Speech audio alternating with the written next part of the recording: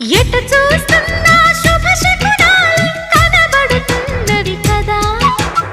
ఎవరేమన్నా పెళ్లి మంత్రాలై వినబడుతున్నవి కదా.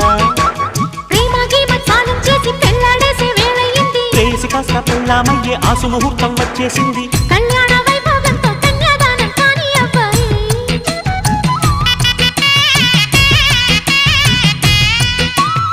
ఆ పైన నా ఊళ్ళోనే కాలక్షేపం చెయ్యాలమ్మాయి. చిల్లకల హాయ్లైలా ప్రియురాల వెయ్యి నా మెడలో వరమాల. పిల్ల